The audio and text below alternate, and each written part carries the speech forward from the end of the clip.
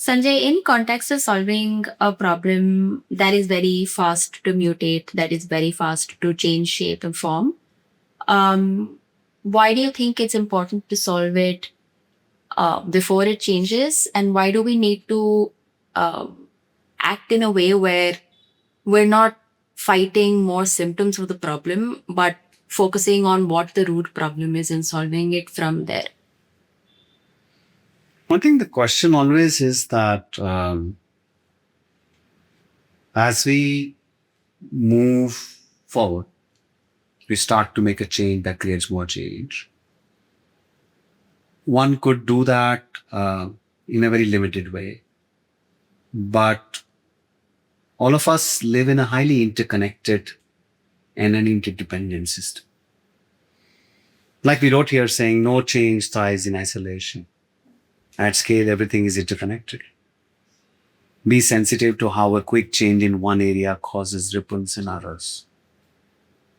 And hence, as we try to change something at scale, speed becomes sensible because we cannot drive something at scale by making a slow change in one area, because the ripples that it will create will either bring it back to its original state or will create unintended consequences that you're not ready to work with. So it's important to balance this.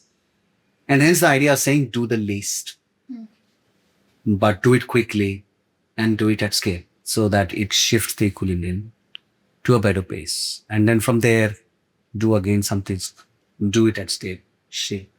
So keep moving. I use this, if you go to a kindergarten and you see kids drawing and you give them a rectangle to color, some kids will draw vertical lines and fill that box. Some will draw these horizontal lines, and most of them will actually just go all over the place and then fill the white spaces. I think these are three important change models, right? As to how change leaders think about change. Some people think about, let's solve this and then let's go. And then the speed is a function of how you can replicate, how much resources you can raise. If you do something at scale, but something minimalistic, then speed is a function of how quickly a simple change can diffuse. And then the next simple change can diffuse the entire system. And the third is, of course, do what you can when you can. So the question is, when we think about speed, we cannot think about speed of a change independent of the scale of that change. These are very interconnected issues because speed and scale together create an equilibrium. And today we are not talking about sustain. And that is why the combination of speed, scale, and sustain build that new place from where we do the next thing, from where we do this. From the perspective of shifting towards new equilibrium, can we look at the scenarios where people might want to do something fast, but without going for scale? And can we also look at people who want to go for scale, but would say, no, it's okay for us to take our own time. We don't want to do it exponentially. We want to reach large scale. We want to work on a national level, for example, but it's not a priority for us to do it as fast as possible because we do not necessarily agree with this narrative. Then is it something problematic? Is it something that you would say is ineffective? Or is it okay to still exist under such conditions? Well, firstly, of course, every change that we bring to make people's lives and livelihoods better is a gift. And I don't think we are trying to say what is good or what is bad, because it is serving someone's needs. So that's great. I think we are debating a different question. One of the provocations we wrote here is change is uneven when it takes time to spread across a large population.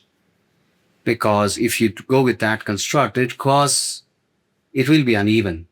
If you're working, say, in a judicial system where you have figured out how to get people justice in time in, say, one district, and you've not figured it out in all the other districts, then it is going to create unevenness obviously it will create unevenness. And that is why they have two choices. Either we create this unevenness by the change that we're creating, or we reduce the complexity of what we're doing and we shift it evenly, right? And that's a very complex decision. Suppose we were talking about the same question around, say, judicial systems. And we could take one capability that could make the administration much more easier. For example, it could be, say, translating all the judgments into all the languages of our country. And if you do that, then it evenly improves the capability in multiple judicial systems because they can understand prior judgments and cases and case law can be practiced and so on and so forth. And that has a different way of shifting and creating speed of transformation than going and fixing the translation issue and the registration issue, the hearings and the scheduling and everything in one district. It creates unevenness. And when the change is uneven, then we are not too sure or we are not too clear as to how, at what speed will this spread across the system. But when the change is small and or completely systemic, then it gives you a different ability to change. So the speed picks up because all of a sudden how justice is being practiced in multiple locations starts to change. And so it's a decision that you make, and it's not what is good or what's bad, but it's about if you have to gain speed, then what should you think about? Vis-a-vis, if you only want to solve a problem in a certain point place, and you're okay with that unevenness, then that's your decision of how you want to drive change.